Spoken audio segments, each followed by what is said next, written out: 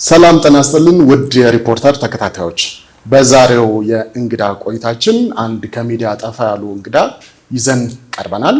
በወቅታዊ ሀገራዊ ጉዳዮችና እንዲሁም ደግሞ ለንባብ ባበቁት አዲስ መጽሐፍ ዙሪያ የተለያዩ ሀሳቦችን እንለዋወጣለን። እንግዳችን አቶ ቹቹ አለባቸው ይባላሉ። አቶ ቹቹ አለባቸው ከዚህ ቀደም በባዕድን ወይም ደግሞ በአማራ ብልጽግና አሁን በሚባለው ውስጥ ከፍተኛ አመራር የነበሩ ሰው ናቸው። አሁን ጠፋ ብለው መጽሐፍ ሲጽፉ እና ሲያዘጋጁ እንዲሁም ደግሞ በሲማሩ ነበር የቆዩት የፒኤችዲ ትምህርታቸውን። እስቲ ወደ አሁን አዲስ መጽሐፍ ይዘው መጥተዋል። እሱም እንደሚስል እንወያያለን። መጽሐፉ ምን ይመስላል? ምን ይዘት አለው? ምንድነው ያቀረቡልን? ከዛ እንነሳ እስቲ። አመሰግናለሁ። እኔም ይሄን እድል ስላገኘው በቅርቡ ነገ ወይ ከነገ በኋላ የሚወጣው መጽሐፌ ላይ ይዤ የመጣሁት አዲስ ነገር ያው ርዕሱ እንደተከታተላችሁት በሚዲያ ላይ የተከዜ ፖለቲካ ነው የሚለው።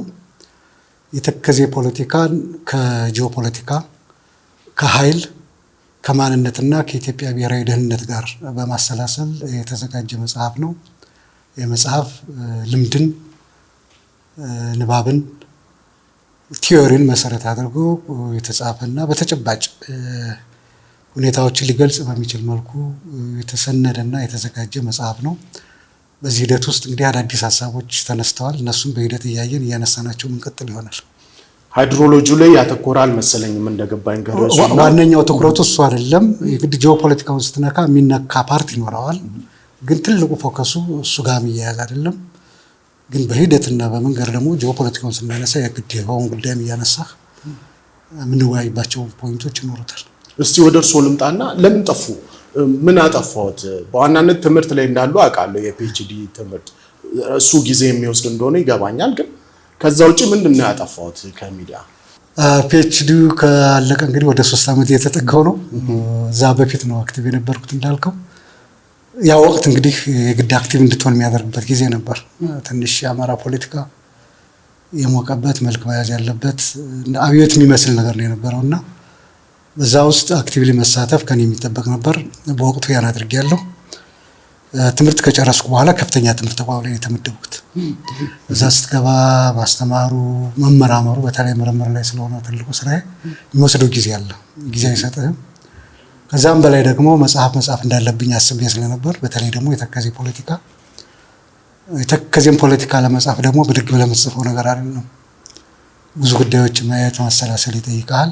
እነዚህ ብዙ ጊዜ አልሰጡህም። በዛም በላይ ደግሞ የሀገሪቱ ፖለቲካን ማየት ወደየት እየሄደ ነው፣ ከኛ የሚጠበቀው ምንድን ነው የሚሉትን ጉዳዮችን ማስተዋልም ጊዜ ይፈልግ ነበርና እነዚህ ጉዳዮች ተደማምረው ከ2008 እስከ 2010 ባለው ወቅት እንደነበረው አይነት እንቅስቃሴ የለም። እነዚህ ገድቦች ምክንያቶች ነበሩ። የመጽሐፉን መቅደም ያው አድርሰውኛል። ጥቅል ሐሳቡንም ያው እንድረዳው አድርገዋል። ለቃለም ጥያቄያችንም እንዲረዳና በሱ ኩራት ይሰማኛል። አንዳንድ ነጥቦችን ሳይ እንደው የቀረበ ንጽጽር አለ እዛ ውስጥ የተከዜ ተፋሰስ ቀጠናን ይሄ መጽሐፍ ምን ብሎ ያቀርበዋል? የሆርሙዝ ሰርጥ ብሎ ያስተያዩዋል እና ከሆርሙዝ ሰርጥ ጋር ማነጻጸሩ እንደው የተከዜ ተፋሰስን አካባቢ እንደው ትንሽ የሚመጣጠን ነው። ጥሩ ጥያቄ ነው ያነሳኸው። ወልቃይት እንደ ሆርሙዝ ነው የሚለው። እንግዲህ ወልቃይትን እዛ መጽሐፍ ላይ የተከዜ ፖለቲካ ሴንተር አድርጌ ነው የጻፍኳት። ሴንተር ነው። ከባቢውን እንደኔ ምድሩን ረግጠው እዛ አካባቢ ያለውን ኢንተረስት ለሚያውቁ ሰዎች የተጋነነ አይመስላችሁም። ከባቢውን ለማያውቁ እዛ አካባቢ ያሉ ኢንተረስቶችን ለማይገነዘብ ሰው ሊመስለው ይችላል። በሆርሙዝ ስመስለው ምንድነው? ሆርሙዝ ዓለም አቀፋዊ ተጽዕኖ ያለው ትልቅ ጉዳይ ነው። ያ በዓለም ደረጃ ስታየው ነው። የሆርሙዝ ሰርጥ በአግባቡ ማኔጅ ካልተደረገ በዓለም ሰላም፣ በዓለም ኢኮኖሚ ላይ የሚያሳድረው ተጽዕኖ ከባድ ነው።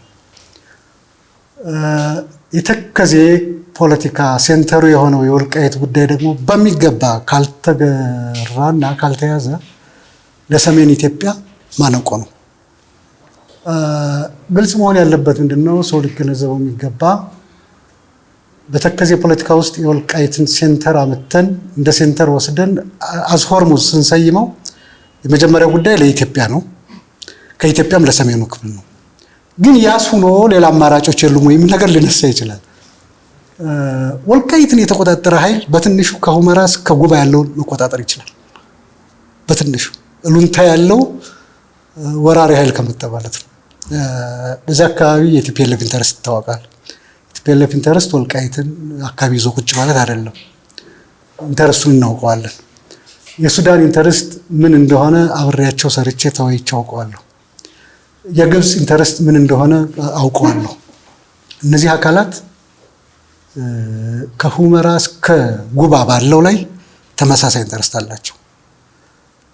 የተከዜ ፖለቲካ ያጣ አካል ይህን ትልቅ ሰሜናዊ ግዛት ሰሜናዊ በር ያጣል።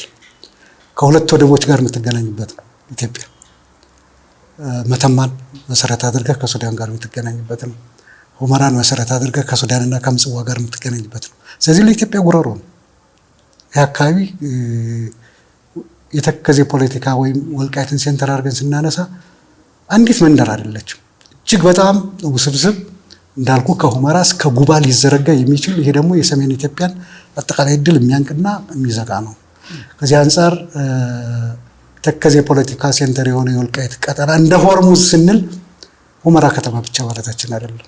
ያን አካባቢ በመቆጣጠር ኢትዮጵያ የምትዘጋባቸው በሮች በግልጽ ስለሚታዩኝ በተግባርም ስላየኋቸው ነውና ማመሳሰሉ የሚጋነን አይደለም። በዚህ ልክ ስለማይሆን እንደው ከህወሓት ጋር የተያያዘውንም ፍላጎት አንስተዋል። ከግብፅና ከሱዳን ጋር የተያያዘውን ፍላጎት ጠቅሰዋል። ከህወሓት ጋር ያለውን እናውቀዋለን። ያው የይገባኛል ውዝግብ እንደሆነ ይታወቃል። ከአማራ ክልል ጋር የሚነሳ የረጅም ጊዜ ያስቆጠረ የመሬቱ ይገባኛል የማንነት ይገባኛል ጥያቄ እንዳለ ይታወቃል። ግብፅና ሱዳን በዛ አካባቢ ምንድነው ኢንተረስታቸው? እዛ አካባቢ ምንድነው አገራችን ተሰርቶ ያላለቀ የቤት ስራ አላት ከተለይ ከሱዳን ጋር። ይህ በጣም የገባኝ እና ያወቅኩት ምናልባት መረጃው ይኖርሃል። በተለይ አልፋሽካ የሚሉትን አካባቢ እኔ እዚህ አካባቢ አስተዳዳሪ ነበርኩ እና በጦርነት በ1988 ያን አካባቢ ነፃ ስናወጣ የዚያ ግጭት ጦርነት ተሳታፊ ነበርኩ። የአካባቢው አስተዳዳሪ ስለነበርኩ እዛ በኋላ ሱዳኖች ጋር ሰላማዊ ግንኙነት ለመመስረት ሞክረናል። አብረን ለመስራት ቀርቤ ኢንተረስታቸውን ተረድቻቸዋለሁ። እስከምን ድረስ መጥተው ክሌም እንደሚያደርጉ አገራችን ነው እንደሚሉ መሬታችን ነው እንደሚሉ እያንዳንዷ ዛፍ እያንዳንዷ ወሰን አውቃታለሁ። ያ ያሳስበኛል፣ ኦልዌይስ ያሳስበኛል። ለትውልድ አሸጋግረውታል። እንደኛ የዋሆች አይደሉም እነሱ። ዩኒቨርሲቲ ተማሪዎቻቸውን ባስመረቁ ቁጥር አገር ክንወቅ የሚል ፕሮግራም አላቸው። እያንዳንዱ የዩኒቨርሲቲ የሚመረቅ ተማሪ ደንበረ ይሄ ነው እየተባለ እንትን እየተከለ ነው የሚሄደው። በሲሚንቶ የተሰራ ብረት እየተከለ ነው የሚሄደው። በቻልክ ጊዜ የሀገር ደንበር የመሆኑን አውቀህ እንድታስመልስ ነው መልእክቱ። እና ያን ስታየው እጅግ በጣም ትልቅ ግዙፍ የኢትዮጵያን መሬት የሚነካ ፍላጎት ነው ያላቸው። እዛ አካባቢ ሰላም ካልመጣ እስከምን ድረስ ሱዳኖች የኢትዮጵያ ሉዓላዊነት ተጋፍተው ሊመጡ እንደሚችሉ በተግባር አይቼዋለሁ። እና ይሄ ኢንተረስት ከሁመራ የሚጀምር ከሁመራ እያለ እስከ ቤንሻንጉል የሚዘልቅ ፍላጎት ነው ያላቸው እና ትልቅ የኢትዮጵያን ግዛት ጎምዶ የሚወስድ ፍላጎት ነው ያለው የሱዳን። የግብፅ ይታወቃል። እንደምታውቀው የላይኛውን ተፋሰስ ለመቆጣጠር የላይኛውን ተፋሰስ መቆጣጠር ማለት ያችን ነጥብ ብቻ መያዝ አይደለም። በዛ አካባቢ ያለውን ኤሪያ የግድ ለአንተ ኢንተረስት እንዲገብር ማድረግ መቻል አለብህ። ያ ደግሞ እስከ ሁመራ ይዘልቃል። የተከዜን ፖለቲካ በሙሉ የሚሸፍን ጉዳይ ነው የሚሆነውና የሁለቱ የግብፅ ታውቆ ያደረ ነው አይደለም፣ በኢትዮጵያውያን በዓለም አቀፍ ደረጃም ታውቆ የታደረ ነው። የሱዳንን ግን ዝም ብሎ አልፋሽጋ ነው እንጂ የሚል ሰው እስከ የትኛው ምንድን ነው እያሉ ያሉት የሚለውን እንደኔ የምድሩን ረግጦ የት ላይ ነው ደንበራችን የሚሉት የእያንዳንዱ አንጎጥ የእያንዳንዱ አንዘብ ካልተገነዘበ ፔኑ አይገባው እና ትልቅ ፍላጎት ነው ያላቸው። ትልቅ ሀገር መሬት የሚቆርስ ህልውናን የሚፈታተን ፍላጎቶች ነው ያላቸው። ይህን ደግሞ እንደሌላው በመስማት በማለት ሳይሆን ምድር ላይ አብሬ ሰርቼ ስላየሁት እንዲህ አይነት ኢንተረስታቸው በጣም አደገኛ። እንግዲህ የሶስቱን ኢንተረስት ደግሞ የምታደምረው እንግዲህ ቲፒኤልኤፍ የደንበር ብቻ አይደለም። በተለይ በአሁኑ ጊዜ የጀመሩት የሀገርነት ጥያቄ ካለ ኢንተረስታቸው እስከ ጉባ ነው ይታወቃል። ተሰርቶ ያደረ ካርታ አለ። እዚህ ላይ የሱዳንን ደምርበት፣ እዚህ ላይ የግብፅን ደምርበት። ይህ ጉዳይ ስትደምር የአካባቢ ምን አይነት ለኢትዮጵያ ፈተና ሊሆን እንደሚችል መገንዘብ ይቻላል እና ፍላጎታቸውን በዚህ መልኩ መረዳት ያስፈልጋል። የሱዳን ፍላጎት በደንብ መረዳት ያስፈልጋል። የቲፒኤልኤፍ ይታወቃል፣ የግብፅም ይታወቃል። የሱዳን ግን አብሬ ሰርቼ ስላየሁት እስከምን ድረስ የሚያስቡት ነገር በአይኔ ስላየሁ እነዚህ ጉዳዮች ስለሚያሳስቡ ጭምር ነው ላነሳ የፈለጉት።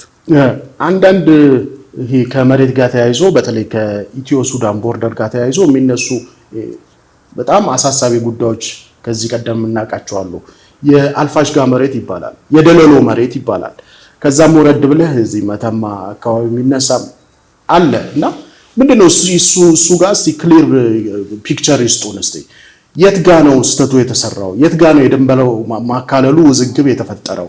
እንደገና በእኛ በኩልስ ምንድነው ምን አይነት ስተት ተፈጥሮ ነው የመሬት ተወሰደ የሚል ቁጭት በህዝቦች ዘንድ የተፈጠረው? ታሪኩ እዛ አካባቢ እንዳልኩ የኢትዮጵያ ሀገረ ስሪት ከውስጥ ወደ ውጭ ነው። የሌሎቹ ሀገሮች ስታየው ከውጭ ወደ ውስጥ ነው ማለት ቅኝ ግዛት ነበራቸው። ይሄ ነው ድንበር ተብሎ ተሰጣቸው። የኛ ደግሞ አባቶቻችን ኢትዮጵያን እየሰሩ ሲሄዱ ከትንሽ ነገር እየተነሱ እያስፋፉ ነው የሄዱት። እያስፋፉ በሄዱ ቁጥር የኢትዮጵያን ዛሬ ያለችውን ካርታ ሰጥተውን ሲሄዱ በአንዳንድ አካባቢ ቋጭተዋቸዋል። ባለቀለት መልኩ ተስማምተው ማለት ነው። ለምሳሌ በኬንያ አቅጣጫ ስትሄድ ዚስ ማች ብዙ የሚያወዛግብ ነገር የለውም፣ ታስሯል። በሶማሊያም የተወሰነ ወደል ይኖራል፣ ታስሯል። በኤርትራም እንዲህ አይነት ጉዳይ አለ። ወደ ሱዳን ስትመጣ ተንጠልጥሎ የቀረ ጉዳይ አለ።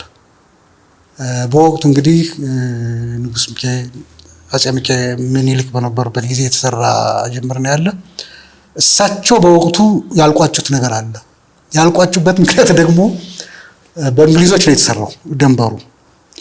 ያን አምነው እና ይሁንታ ሰጥተው አጽድቀው መሄድ አልፈለጉም። በወቅቱ በጉልበት እንዳገፉ ችግር ነው፣ እምቢ እንዳይሉም ችግር ነው እና ለትውልዱ አስተላልፈውት ነው ሄዱ።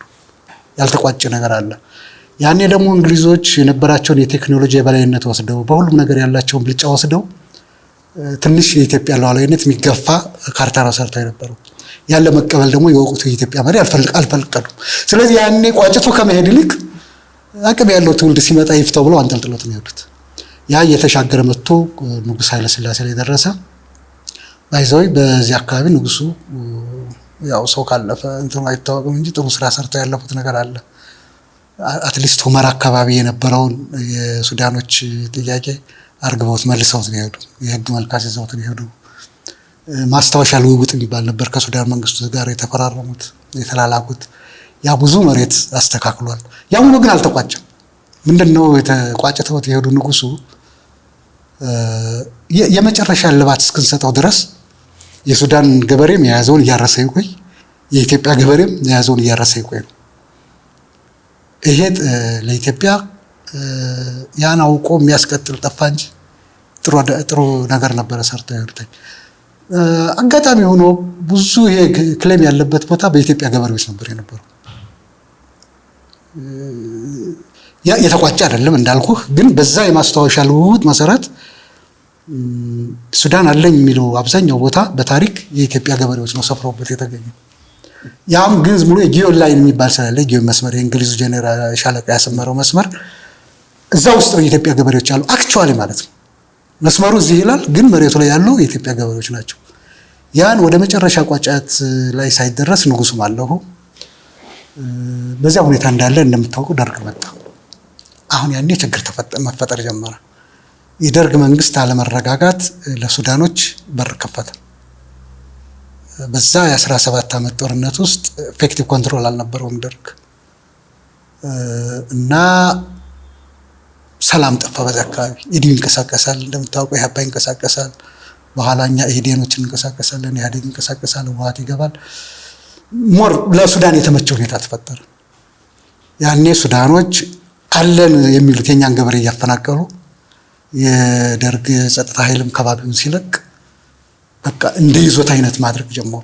ያኔ ውዝግብ ያለበት ቦታ ማለት ነው። እዛ በኋላ ኢህአዴግ ነገሩ እየተበላሸ መሄዱን ሲያውቅ ለማስተካከል ጥረት አደረገ። ለማስተካከል ጥረት በሚያደርግበት ጊዜ ኦፍኮርስ ኢህአዴግም ወደዚያ የገባው የግብፁ ፕሬዚዳንት ግድያ ሙከራ ማድረግን ተከትሎ ነው። ተደፈርን አይነት ነገር ሲመጣ ኢህአዴግ ሰበብ አድርጎ የሚያውቀውን መሬት ማለት ሆን ብሎ ነበር ኢህአዴግም ዝም የሚላቸው ሱዳኖችን ከሱዳን ጋር ያለውን ግንኙነት ላለማበላሸት። ዞሮ ያ መረረ ነገር ሲመጣ ግን እንደ ሰበብ ተወሰደና ሱዳኖች እንዲለቁ ተጠየቀ። ያልተቋጨ ነገር እንዳለ እናውቃለን፣ ግን ደግሞ ህግ አለ። በሱ እስክንቋጨው ድረስ መሬታችን ልቀቁ የሚል ነገር ነው የቀረበው። ሱዳኖቹ ጣሙን አውቀውታል። የዛን አካባቢ ብዙ ጊዜ ተጠቅመውበታል። በደርግ የስልጣን ዘመን ኦልሞስት እነሱን የተጠቀሙበት ፈቃደኛ ሊሆኑ አልቻሉም። ያን አጋጣሚ አካባቢው አስተዳዳሪ ነበርኩ እኔ። ኢህአዴግ ሉዓላዊነታችን ማስከበር አለብንና እርምጃ መወሰድ አለበት ተብሎ እርምጃ እንዲወሰድ ተደረገ። አለን እስከምንለው በህግ ፈታ፣ ግን እኛ ደንበራችን እንለው ጓንግ ወንዝ ነው። እስከ ጓንግ ወንዝ ድረስ ታዋቂ በንጉሱ ዘመን ጠረፍ የሚጠበቅባቸው አካባቢዎች ነበሩና እዛ አካባቢ ትውልዱ የሚያውቀው ደንበራችን ከሱዳን ጋር የድሮውን ትተን ማለት ነው እንግዲህ ድሮ ሱዳን የኛ ነበር ምን የሚለውን ትተን ጓንግ ወንዝ ይባላል። እሱ ነው ደንበራችን። አሁን የሚታወቀው እሱ ነው። እዛ አካባቢ ለብጠይቅ እዚህ ላይ ነከሌ ጠረፍ ይጠብቁ ነበር ነከሌ እያለ ይነግራልና ስቲል ነው እኔም ማምንበት እዛው አካባቢ የሚያምንበት አዚል እስከ ቅርብ ጊዜ ታሪካችን ተነስተን ደንበራችን ሱዳን ነው። ይሄ ጓንግ ወንዝ የምንለው ያን ነፃ አደረግን በ1988። እዛ በኋላ ምን ተጀመረ? እንደገና ከሱዳን ጋር ሪሌሽን መፍጠር ተጀመረ፣ እስሙዝ ማድረግ። እዛ ጥያቄያቸው በጣም ጠንካራ ነው። በተለይ ባለሀብቶቹ ግፊት በመንግስቱ ላይ በጣም ከባድ ነው። እዚያ መለስለስ ተጀመረና እስኪ ችግር እስኪፈታ ድረስ የተወሰኑት ገብተው ይረሱ ማለት ተጀመረ እስኪቋጭ ድረስ። በተለይ ደለሎ አካባቢ ነፍሱን ይማረው አባይ ፀሐዬ ነው ይህን ጉዳይ የፈጸመው። በእርግጥ የብቻው ነው ለማለት ያስቸግራል። የመንግስት ውሳኔ ነው የሚሆነው። ደለሎ አካባቢ እግር እንዲሰድ ተደረገ።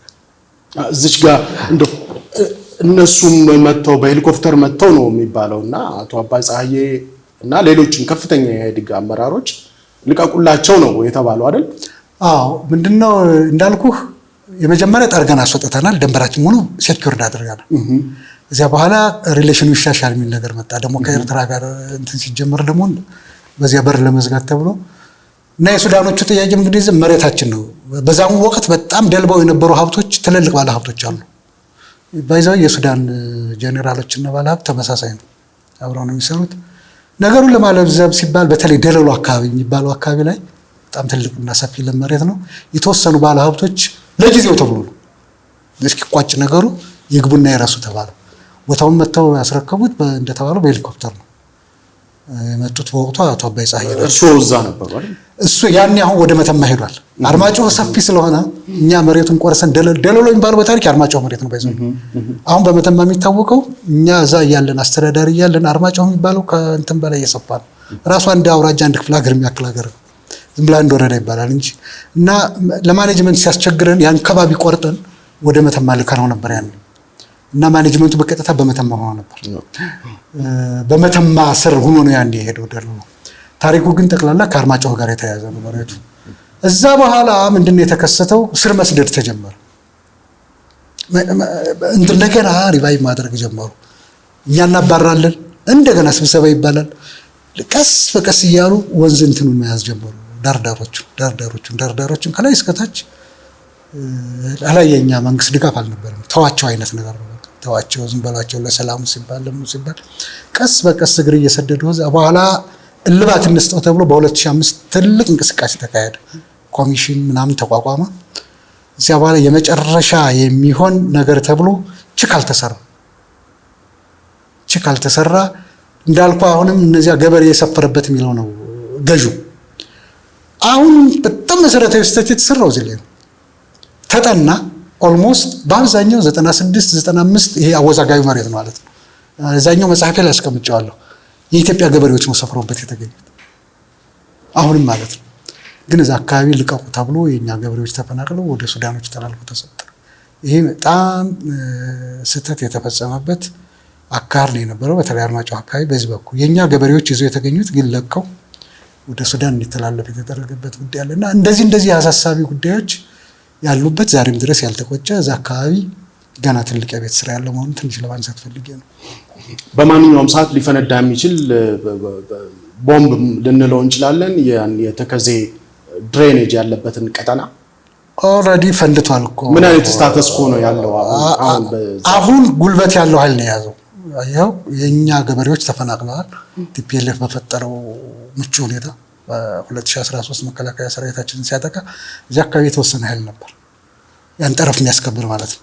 እንደምታውቀው ወደ ሰሜኑ ሲዘምት ኃይላቸውን አሰማርተው በሙሉ ተቆጣጠሩት። የኛ ገበሬዎች በሺ የሚቆጠር ገበሬ ተፈናቀለ። ስለዚህ አሁን ኦልሞስት በጉልበት መልሰው ድሮ ይዘው የነበሩትን አካባቢ ሱዳኖቹ ማለት ነው እዛ በዚህ ሁኔታ ነው ያለው። ጊዜ አሁን የኛ ኃይል ተረጋግቶ ማስመለሱ አይቀርም።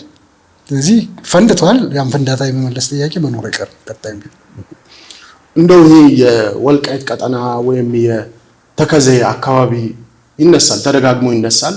በሁለት ክልሎች መካከል ውዝግብ ያስነሳል፣ ከሱዳን ጋር ውዝግብ ያስነሳል። ግን እዚህ ጋር ጉዳዩን በደንብ ተከታትለናል የሚሉ ወገኖች ሂስ ሲሰጡም ይሰማል።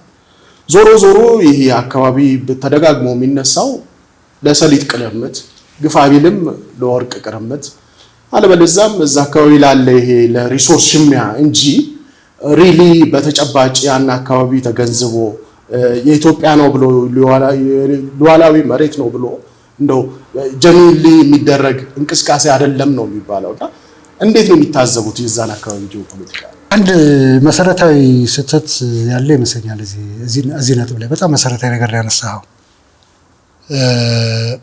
ለኢኖሰንት በቅንነት ለሚያነሳው ሰው ይመስለዋል ሪሶርስ ጉዳይ ነው አንድ ሀገር እስከሆነ ድረስ ምንድነው እንዲህ አይነት ጥያቄዎች ሊነሳ ይችላል። ውስጡን ለምናውቀው ግን እሱ አይደለም። የወልቃይትና የተከዜ ፖለቲካ ከተራ ወሰን ከተራ ሪሶርስ ጋር ቢያያዝ አይደለም፣ በቀጥታ ከኢትዮጵያ ህልውና ጋር ቢያያዝ ጥያቄ ነው። በዛ አካባቢ የሚነሳ ጥያቄ ቅድም ለማሳየት ሞክሬያለሁ። ያን አካባቢ መቆጣጠር ማለት የኢትዮጵያን ህልውና ፈተና ውስጥ መጣል ነው። ባይ ዘ ወይ በኢህአዴግ ተሳታፊ ነበርኩ አይደል? የትግሉ ያን አካባቢ ኢህአዴግ በመቆጣጠሩ 2 ዓመት አልወሰደበትም ደርግ ለማዳል 81 82 አካባቢ ነው ሁመራን አርማጭሆን የተቆጣጠሩ እና የወያኔ መንገድ የሚባል አለ። በማስተዳደሩ አርማጭሆ አካባቢ ከሱዳን ተነስቶ አርማጭሆን አቋርጦ ነው ወልቃይት የሚደርሰው። ያ ሁሉ ሎጂስቲክ፣ ያ ሁሉ ሰራዊት፣ ያ ሁሉ እንቀሳቀስ የነበረው በዛ አካባቢ ነው። እዚያ በኋላ ደርግን ለመጣል ኢህአዴግ ምን ያህል ጊዜ ወሰደበት? እጅግ በጣም አጭር ጊዜ ወሰደበት። አሁንም ያን አካባቢ ከኢትዮጵያ እጅ መውጣት ወይም የጠላት ሰፈር መሆን የተራ የሰሊጥ የምን ጥያቄ አይደለም። የኢትዮጵያ መንግስት በህልውና የመኖር ያለመኖር ጉዳይ ነው የሚገጥመው ያን አካባቢ። ይሄ ደግሞ በቲዮሪ በምን ሳይሆን ቁጭ ብዬ አብሬ ያየሁት ነው። ያን አካባቢ ስትቆጣጠር የሚሰጥህ አድቫንቴጅ እጅግ በጣም ከፍተኛ። እንግዲህ ልብ በል ለምሳሌ ዝም ብለን አሁን በተጨባጭ እንነሳ። ቲዮሪ ከማውራት የቲፒኤልኤፍ ፍላጎት ታውቀዋለህ። ከዚህ በላይ የማን ፍላጎት አለ? የሱዳን ፍላጎት አለ። ከዚህ በላይ የማን ፍላጎት አለ? የግብፅ ፍላጎት አለ። ኢቭን ከኤርትራ ጋር በዚህ የጠላትነት ስሜት የሚጨመር የምንቀጥል ከሆነ አራተኛ ያህል ሆና ትገባለች። ስለዚህ ያን አካባቢ መቆጣጠር ማለት ተራ የሰሊጥ ጥያቄ፣ ተራ የምን ጥያቄ አይደለም። የኢትዮጵያ መንግስት የህልውናና የሀገር ጥያቄ ነው። የአካባቢ በጠላት እጅ መውደቅ ማለት ምን ሰሊጡን ወስዶ ኢትዮጵያ ሰላም በሆነች፣ ምን መሬቱን ወስዶ ኢትዮጵያ ሰላማት ነው። ትልቅ ጥቅም ነው የምታጣው። የሀገር ህልውና ፈተና ነው የሚመጣው። እንዳልኩ ያችን አካባቢ ይዞ ተቆጣጥሮ ቁጭ ማለት አይደለም። ከሁመራ እስከ ጉባ ያለውን ጥቅም ማጣት ነው፣ መቆረጥ ነው፣ ከወደብ መቆረጥ ነው፣ ህልውና ማጣት ነው። መንግስትን ለመጣል ለሚፈልጉ ኃይሎችን በጣም ለስላሳ መንገድ ነው። ይህን ሰምቼው ሳይሆን አብሬ ቁጭ ብዬ ያየሁት ተግባራዊ ነገር ስለሆነ አንዱ በዚህ መልክ ነው መገንዘብ የሚያስፈልግ። በቅንነት ለሚያነሱ ሰዎች ምን ማድረግ አይቻልም። ነገሩን ግን እዛ አካባቢ ምስጢሯን የሚያውቁ እንደኔ አይነት ሰዎች ይገባቸዋል።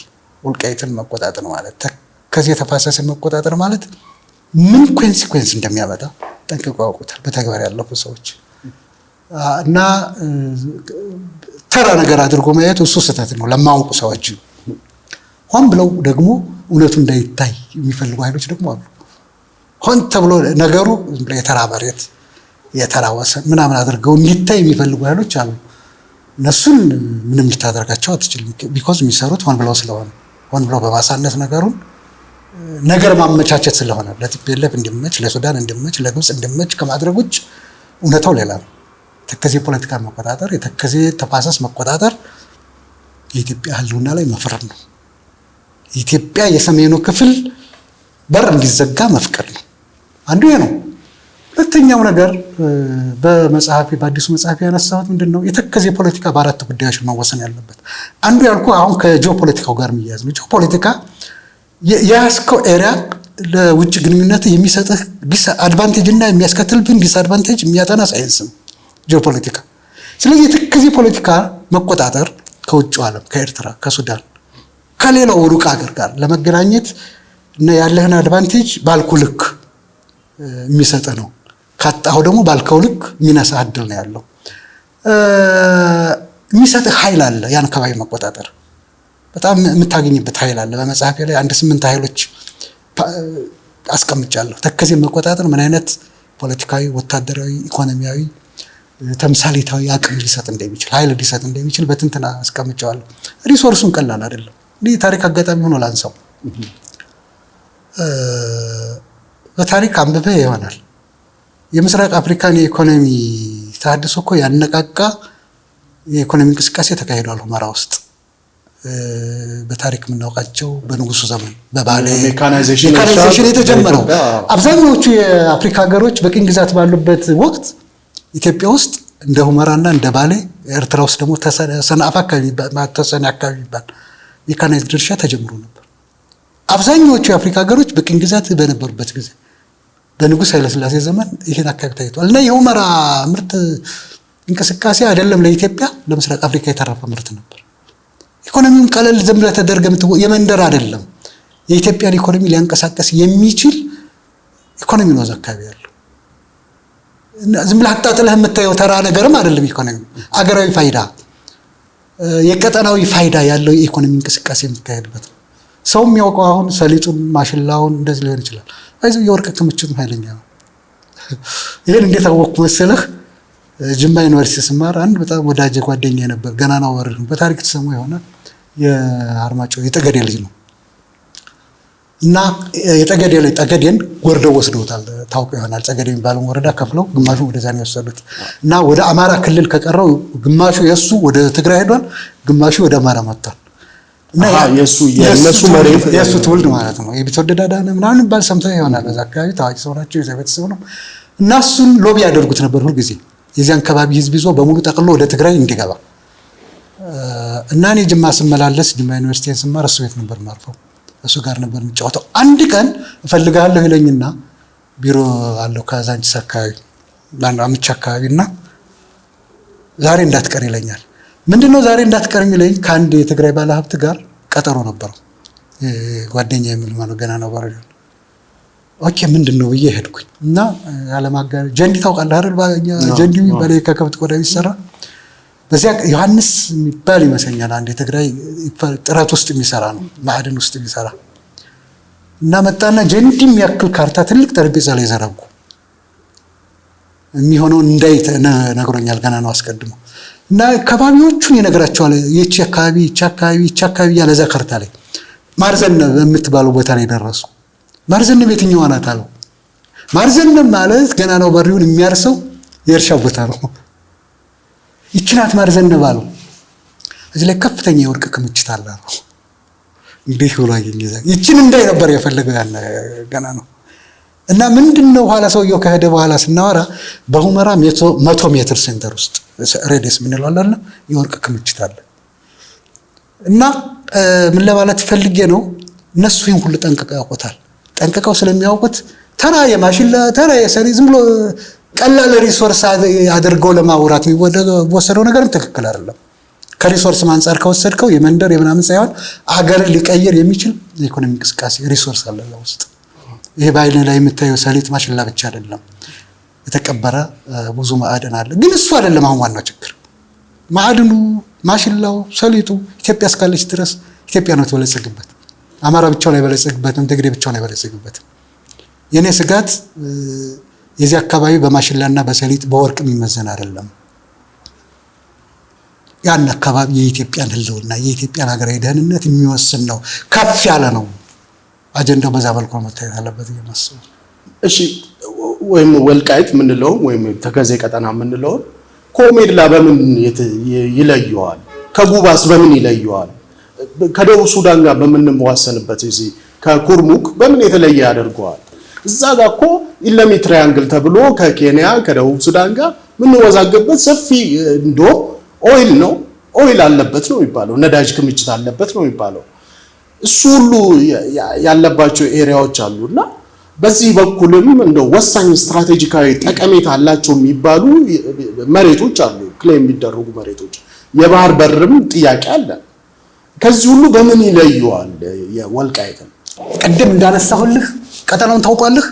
ይሄን ነው እንደው በእንትን የምታውቀው በካርታ የምታውቀው። አንድ ጽኑ እምነት አለኝ። ጽኑ እምነት የምንድን መሰለህ? በተግባር እንዳየሁት ማለት ነው። በጠላትነት ስሜት ወልቃይትን የተቆጣጠረ ኃይል እስከ ጉባ የመቆጣጠር እድል አለው። እስከ ጉባ ማለት እንግዲህ ታላቁ ህዳሴ ግድብ ነው። በቃ በዚህ ውስጥ ያሉትን ኤሪያዎች እርሳቸው። ወልቃይትን ካጣህ አሁን ያልከው ጉባ፣ መተማ፣ ኦሜድላ እርሳቸው፣ አይኖርም። ፋክት ነው ይሄ። ሩቅ ሊመስል ይችላል፣ ግን የኢትዮጵያ ችግር በዚህ የማይቋጭ ከሆነ ይሄን ቃል ይመዝግቡ። የወልቃይት ጉዳይ የተከዜ ፖለቲካ ጉዳይ ከተበላሸ ኢትዮጵያ እስከ ጉባ ያላት ኢንተረስት አደጋ ላይ ይወድቃል። አንዱ ይሄ ነው እና እኔ የተከዜን ፖለቲካ ሳነሳ ዝም ብላ እዛች መንደር ታጥራ የምትቀር ነገር አይደለችም። እስከ የት ድረስ እንደሚሄድ ስለሚገባኝ ነው። ስለዚህ አንዱ የመጀመሪያው ጉዳይ ወልቃይትን ካጣህ በግጭት አንተ ያልካቸው ቦታዎች በሙሉ በቃ እንደሌሉ ቁጠራቸው ነው። ሁለተኛ እያነሳን ያለ ነው በአብዛኛው ስለ ሰሜኑ ኢትዮጵያ ነው። አሁን የሆርሙዝ ሰርጥ ስንል እኮ ሆርሙዝ ተዘጋ ማለት እኮ ዓለም ሙሉ በሙሉ ጸጥ ትላለች ማለት አይደለም። ነገሩ ይከብዳል፣ ኢኮኖሚው አደጋ ውስጥ ይወድቃል፣ ምን ይላል ነው እንጂ ሌላ አማራጮች ጭራሽ አይኖሩም ማለት አይደለም። ኢትዮጵያም እነዚህን አካባቢዎች አጣች ማለት አንዲጋውን ጸጥ ትላለች ማለት አይደለም። ግን ሰሜኑን ታጣለች። ይህ አሰምሽን ከምንድን ነው የሚመነጨው? ወልቃይትን የተቆጣጠረ ወይም ተከዜን የተቆጣጠረ ኢትዮጵያን ይቆጣጠራል የሚለው አሰምሽን ከምንድን ነው የሚመነጨው? እሱን ነው አንደኛው ከተዋናኝ ኃይሎች ፍላጎት አንጻር ነው ዋናው ጉዳይ። በዚህ ይህን ቀጠና ለመቆጣጠር የሚፈልጉትና የሚሰሩ ኃይሎች እነማን ናቸው ነው? ፍላጎት ያላቸው ኃይሎች እነማን ናቸው? የቲፒኤልኤፍ ፍላጎት እስከምን ድረስ ነው? ለምሳሌ ሰሞኑን አዲስ አጀንዳ ዘርግተዋል። እርግጥ የከረመ ነው። ቲፒኤልኤፍ ነፃ ሀገርን የማዋለድ ህልም አለው አይደለም? ነፃ ሀገርን የማዋለድ ህልም እስከ የት ድረስ ነው የሚሄደው? እነ ራያን፣ እነ ጠለምትን፣ እነ ወልቃይትን እስከ ህዳሴ ግድቡ ይጨምራል። ባይዘው እስከ መተማ ግልጽ አቋም ነው ያለው። የሚታውሉ ያደረ ነው። አሁንም ይሉታል። ግን እውነተኛው ፍላጎታቸው ግን አብረናቸው የሰራናቸው አብረናቸው የታገልነ ሰዎች የምናውቀው መመለሻቸው ቤንሻንጉል ነው። ባይዘው ጥሩ ነገር አነሳልኝ። ይሄን ዝም ብዬ ያልኩት እንዳይመስልህ ብዬ ነው። የመጀመሪያው ምርጫ የተካሄደበት ጊዜ ታውቃለህ? እዚህ ሀገር በ85 ልክ 84 ነው 85 መጀመሪያ ይመስለኛል አካባቢያዊ ምርጫ ነው። የመጀመሪያው አካባቢያዊ ምርጫ ነው። ያኔ ምንድን ነበር የተደረገው መሰለህ? ጸገዴን ለሁለት ከፍለው የወሰዱበት ጊዜ ማለት ነው። ወልቃይት እና ጸገዴ ህጋዊ መልክ ይዘው መሄድ የጀመሩበት ጊዜ ያኔ አርማጭሆ የሚባለው አሁን ምዕራብ አርማጭሆ የሚባለው እስከ ሁመራ ማለት ነው የምርጫ ካርድ እንዲመጣ የተላከለት የቤንሻንጉል የምርጫ ካርድ የቤንሻንጉል ህዝብ ስለሆነ ከአርማጭሆ እንግዲህ ማን ማለት ነው? አርማጭሆ፣ መተማ፣ ቋራ ይህ አካባቢ የቤንሻንጉል ክልል ነው ተብሎ ከማን ጋር ገጠመ? ከትግራይ ጋር መጥቶ ገጠመ። ሁመራ አንገረብ የሚባል ወንዝ አለ። እዛ በኋላ ነው ምስጋና ይግባቸው በወቅቱ ያን አካባቢ ያስተዳድሩ የነበሩ ኮሎኔል ደሳለኝ የሚባሉ አሉ። አሁን ጌታቸው ጀንበር ክልሉ ምክትል አስተዳዳሪ የነበሩ ደስ ያሰኝ የሚባሉ አሉ። እኔም አርማጭሆ ነበርኩ። ከፍተኛ ጩኸት ተደርጎ ነው ያ ካርድ ለህዝቡ ሳይሰጥ እንደገና ሌላ ካርድ መጥቶ በአማራ ክልል ውስጥ ሆኖ እንዲቀጥል የተደረገው ምንድን ነበር እሳቤው ነው? የዛን ጊዜ ጸገዴ ተከፍሎ ሄደው በዚህ ምክንያት ነው። አሁን የነግጨው በታሪክ ምናምን ትሰማቸዋለህ። ጸገዴ የሚባለውን 26 ቀበሌ ለሁለት ከፈሉት። ግማሹ ወደ አማራ ሲሄድ፣ ግማሹ ወደ ትግራይ አድርገው ምርጫ ካርድ አመጡ። ለአንድ ወረዳ ሁለት አይነት የምርጫ ካርድ መጣ። ለአማራ የሚሆን አማራ የሚለው ወደ አማራ እንዲመርጥ ማለት ነው፣ ያኛው ደግሞ ወደ ትግራይ እንዲመርጥ። ግን ጸገዴ የሚባለው እኛ አንድነን አንመርጥም ወደ ትግራይ አለ። እዚያ በኋላ ምንድነው የተደረገው ቅስቀሳ? አይ አሁን ኦልሬዲ ካርዱ ታትሞ መጥቷል፣ ይሄን አሁን ምረጡና ኔክስት ይስተካከላል ተባለ። እዛ በኋላ 3 ቀበሌዎች ናቸው እኔ የምመራቸው ነበሩ። ናአዲር፣ ሳርና፣ ዛና የሚባሉ ቀበሌዎች ናቸው። አይ ግጫው የምትባለው ጨምሮ ማለት ነው። አይ የዚህኛው ምርጫ ዙር ይለፈንና ሳንመርጥ እንቅር ብለው ሳይመርጡ ይቀራሉ። እነዚህ አማራነታቸውን አስከትለው ቀጠሉ አንመርጥም በማለታቸው። ግን 2 ኮረጆ ሄዶ ስለነበር በአማራው ኮረጆ እንዲመርጡ ተደረጉ። እነዚህ 3 ቀበሌዎች በሉ ቀይሩላቸው ተብሎ 2 ነው ተይዞ የተሄደው። እነዚያ የዋህ ቀበሌዎች ግን መረጡ። እዛ በኋላ ትግራይ ናቸው ተብሎ ቀሩ። ያኔ ተረባርበን አርማጭሆ፣ መተማ፣ ቋራ የሚባለው አካባቢ በቤንሻንጉል ካርድ አስመረጠን ቢሆን ኖሮ አዲስ ያኔ ማን ጋር የሚገናኙት? ከትግራይ ጋር ነው። ደንበርተኛ ቤንሻንጉልና ትግራይ ደንበርተኛ ይሆናሉ። የትግራይ ፍላጎት እስከ የት ነው የምታወቀው ነው። በቀላሉ ቤንሻንጉልን ገፋ አድርገህ ጉባ ማትደርስበት ምክንያት አልነበር። እንዲህ አይነት ምቹ ሁኔታዎች ነበር። ስለዚህ አንደኛ በፕራክቲስ የምናውቀው ነገር አለ። ሁለተኛ የነዚህ ኃይሎች ፍላጎት እስከምን ድረስ እንደሆነ በተግባር የምናውቀው አለና እነዚህ ተጨባጭ ነገሮች ስላሉ ነው ወልቃይትን የያዘ እስከዚህ ድረስ አደጋ አለው እያልኩ ማወራው ይህን ለማንሳት ነው። እዚህ ጋር አንድ ነገር ደጋግመው ጠቅሰዋል። የህወሓት ነፃ ሀገር የመመስረት ፍላጎት የሚል ነገር አንስተዋል። እንደው ያለ ተከዜ ቀጠና ወይም ያለ ወልቃይት አካባቢ የትግራይ ነፃ ሀገርን የመፍጠር ፍላጎቱ ሊሳካ አይችልም ማለት እንችላለን? የሚሞክሩትም አይመስለኝም። ለምን? አየኸው ይነስም ይብዛም መገንጠል ምን ኮንሲኮንስ ይዞ እንደሚመጣ በተግባር ሩቅ ሳይሄዱ አይተውታል። በጎረቤታችን ያሉ ሀገሮች ተገንጥለው ምን ውስጥ እንዳሉ አንዱ ትምህርት ይሄ ነው። ሁለተኛ ከተገነጠልክ ደግሞ ኤርትራ ዘሪቨርስ ከሆነስ የተማሩት ለምሳሌ ኤርትራ ያን ሁሉ ከሺህ በላይ ኪሎ ሜትር የሚቆጠር ወደብ የባህር በር ይዞ ምንም የፈጠረው ነገር የለም። በድህነት ከመኖር በጭቆና ከመኖር ራሱን ሲያላቅቅ አልታየም። እና የባህር በር በቃ ትርጉም እንደሌለው ነው የኤርትራ መገንጠል ያሳየው። አንዱ እሱ ነው። የሚማሩት ነገር አለ ነው መገንጠሉ። እንዲያው እንግፋ እንኳን ካሉ አትሊስት እንደ ሀገር የሚያቆምህ ሪሶርስ ያስፈልጋል። ብሎ ሀገርነት እኮ ብቻውን ሪሶርስ ብቻውን በቂ ባይሆንም የትግራይ ሪሶርስ በቂ አይደለም። ነፃ ሀገር በምኑ እናውቀዋለን እኮ ምድሩና አትሊስት ወርቅ የለውም፣ ማርብል ብዙ ነገሮች የሉትም። እሱ ሁሉ ለዛ የሚያበቃ አይደለም። ሁለተኛ ሪሶርስ ብቻውን አይደለም አንድ ሀገር ሆነ ለማቆየት የሚያበቃ። እንደ ሶማሌ እኮ ወደብ አለው አይደል? ትልቅ ባህር አለው። ኤርትራ እኮ ረጅም ባህር አላት። ግን እሱን ሀብት ተጠቅሞ ሀገርነታቸው ሲጸና ወይም በፈለጉት ልክ ሲሄድላቸው አላየም። አንዱ ከዚህ የሚወሰድ ትምህርት አለ የመገንጠሉ ጉዳይ። ሁለተኛ መነሻቸው ምንድነው? ቲፒኤልኤፎች ነው ሀገርነት ሲያስቡ እኮ ያሰቡት ሪሶርስ አለ። ያ ሪሶርስ ደግሞ የምታውቀው ቀጠና ላይ ከየት እስከ የት የሚዘረጋ የተከዜን ቤልት እየያዘ ነው የሚሄደው። አይተው ከሆነ ከራያ ይነሳል ተከዜን ሰቲት ከሚባለው ወንዝ ጀምሮ ሰቲትማ መሀሉ ላይ ነው። ከወዲያ እኮ ነው የሚነሳው። ከዛ ከኤርትራ ድንበር ተነስተህ ተከዜ ወንዝን እያካለለ መጥቶ ወልቃይትን አዳርሶ ጉባ ነው የሚደርሰው። እንደዚህ እየጠመዘዘ ካርታ የትግራይ ሀገርነት እሳቤ እነዚህን አካባቢዎች መሰረት ያደረገ እነዚህን እሳቤ ያላደረገ የትግራይ ሪፐብሊክ ምስረታ የሚያስቡትም አይመስለኝም። እነሱም ሲያስቡ ሀገርነትን ይሄንን አሳምሽን መሰረት አድርገው እንዳልኩ ግን ትምህርት ይወስዳሉ ብዬ አስባለሁ። ማለትና መተግበር ስለሚለያይ ያን ሁሉ ሪሶርስ እንኳን ይዘው ሀገር ለመሆን የሞከሩ ሀገሮች የገጠማቸው ጣፋንታ እያዩ ነው። እንሁንም ካሉ ግን ያን አካባቢ ካላገኙት ሀገር የመሆኑ ነገር በጣም አስቸጋሪ ነው። ያን በቀላል ደግሞ እንደማይገኝ ደግሞ ይታወቃል። በምን ይቋጫል? እንደው ይሄ የሁለቱ ክልሎች ውዝግብ በምን እልባት ያገኛል? በዚህ ቀጠና ላይ የሚነሳ የይገባኛል ውዝግብ አለ። ደም አፋሳሽ ውጤት ማስከተሉን አይተናል ከዚህ ቀደም። አሁንም እንዲሁ በእንጥልጥል ላይ ያለ ጉዳይ ነው። በህዝበ ውሳኔ ይፈታል ተብሎ በፌዴራል መንግስቱ አቅጣጫ ቢቀመጥበትም እስካሁን ፕራክቲካሊ የወረደ ነገር የለምና ምንድነው የእልባቱ የሚመስሉት? እዚህ መፍትሄው ምንድነው? አንደኛ የመጀመሪያው ጉዳይ ያ ቀጠና ለአማራም ለትግሬም ብቻ የምትተው ቀጠና አይደለም። የቀጠናውን አስፈላጊነት በውል መገንዘብ የመጀመሪያው ጉዳይ ነው። ይህን ደግሞ መንግስት ከሁለቱ ህዝቦች በላይ የኢትዮጵያ ወሳኝ ቀጠና ነው የሚለውን በእምነት መውሰድ መቻል አለበት። እዛ አካባቢ ባሻገር ደግሞ ያን አካባቢ ሰላም ውሎ ማደር አለበት። መንግስት ያን ብቻ ስላለ ያን አካባቢ ሰላም ካልሆነ አይረጋጋም ነገሩ፣ መቋጨት አለበት። እዛ አካባቢ ሰላም ጠንካራ ደጀን ሆኖ ሊቀጥል የሚችለው አካባቢ ምሽግ ሆኖ ሊቀጥል የሚችለው ያን አካባቢ እዛ አካባቢ ያሉ የህዝብ ጥያቄዎች ከተመለሱ እንዴት ይመለሱ ነው ደግሞ አሁን የሚመጣው ጥያቄ።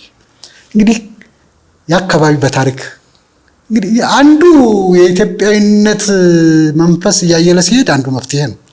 የኢትዮጵያዊነት መንፈስ የጋራ ሀገር ግማሹ መሬት ገንጥሎ የራሱን ሀገር ሊያስብ እየፈለገ፣ ግማሹ ደግሞ መሬቴን ይዤ ከኢትዮጵያ ጋር ነው የምቀጥል ያለ ፍላጎት ነው እንኳን ያለው። እነዚህ ሁለት ፍላጎቶች መታረቅ አለባቸው። የሚያስታርቃቸው ደግሞ በአንድ ኢትዮጵያ የመቀጠል ፍላጎት ካለ ብቻ ነው። ይሄ አልተፈጠረም። መሳሳብ ተከስቷል ማለት ነው። ይህን መሳሳብ መፍትሄ መስጠት ያለበት መንግስት ነው። የአካባቢን እንደዚያ ከሆነ ፍላጎቱ በታሪክ የማን እንደሆነ ይታወቃል። ታሪክን፣ ህግን፣ የህዝብን ፍላጎት መሰረት አድርጎ መንግስት መፍትሄ መስጠት መቻል አለበት።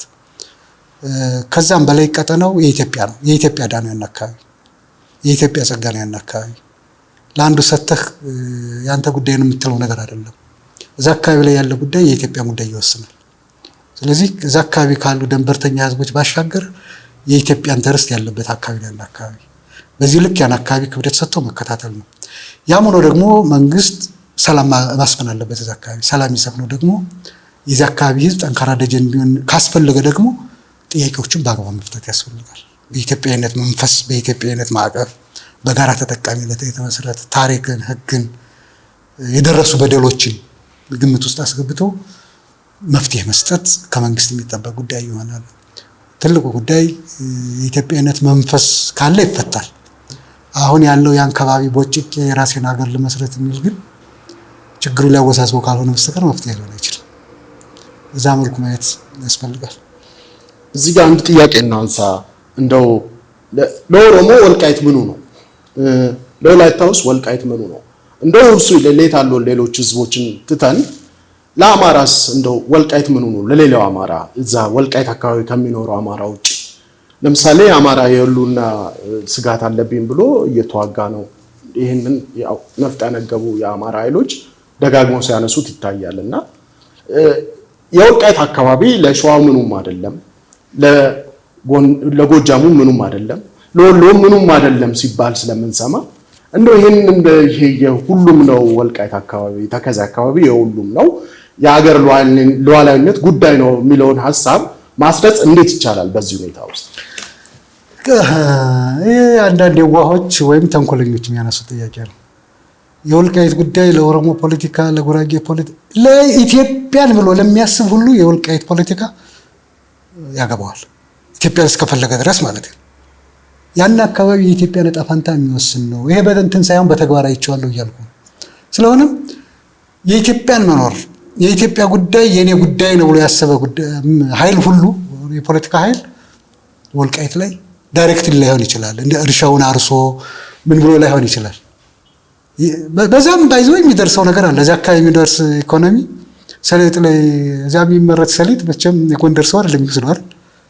የሚወስደው ማንም ሊጠቀምበት የሚችል ኤሪያ ነው። በታሪክ የሚታወቀው እሱ ነው። ያን አካባቢ አሁን በጎንደር ስር ባለ ጊዜ ማን ነበር የሚያለማው? የጎንደር ሰው ነው እንዴ? አይደለም። ከየትም ኢትዮጵያ ሄደ ነበር የሚያለማው የሚጠቀምበት። ዛሬስ ቢሆን ስለዚህ እኔ ከቅድም እንዳልኩ በተደጋጋሚ የዛ አካባቢ የሚያስቀና ኢኮኖሚ አስፔክቱ አይደለም፣ በሀገር ህልውና ላይ በሀገር ደህንነት ላይ ያለው አስተዋጽኦ ነው። ስለሆነም ወልቃይት አካባቢ የሚመጣ ነገር ኢትዮጵያን የሚያፈርስ እስከሆነ ድረስ ለኦሮሞ በቀጥታ ይመለከተዋል፣ ለጉራጌ በቀጥታ ይመለከተዋል፣ ለወላይታ በቀጥታ ይመለከተዋል። አይሆንም ብሎ ካየ ከሆነ በተግባር አይቶታል እኮ የምትልክረው አይደለም። ኢህአዴግ ያን አካባቢ በመቆጣጠሩ አይደል የኢትዮጵያ ፖለቲካ የተቀየረው ወይም እንዲቀየር ያፋጠነለት። ያን አካባቢ አሳልፈ መስጠት ማለት የሀገረ መንግስትህ ላይ መፍረድ ማለት ነው።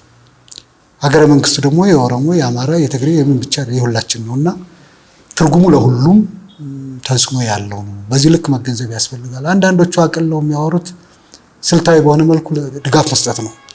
ያን አካባቢ ለማመስ፣ ለማተራመስ፣ ለመቆጣጠር ለሚፈልጉ የውጭም ሆነ የውስጥ ኃይል ስልታዊ ድጋፍ መስጠት ካልሆነ በስተቀር እዛ አካባቢ ያለ ፖለቲካ እዚያ ያለ ብልሽት ወልቃይት ላይ ታጥሮ የማይቀር ሳይሆን የኢትዮጵያን ፖለቲካ የኢትዮጵያን ስርዓተ መንግስት የሚያናጋ ነው። የኢትዮጵያ ስርዓተ መንግስት ሲናጋ ደግሞ የሚጎዳው አማራ፣ ጎንደር፣ ኦሮሞ ብቻ ሳይሆን መላ ኢትዮጵያ ነው የሚሆነው እና በዛ አካባቢ ባለ ፖለቲካ ከዚህ ፖለቲካ መታመስ የሚጎዳው የጎንደር ወይም የአማራ ብቻ ሳይሆን መላ ኢትዮጵያ ነው የሚሆነው። በዚህ ልክ ማየት በጣም ይጠቅም ይመስለኛል።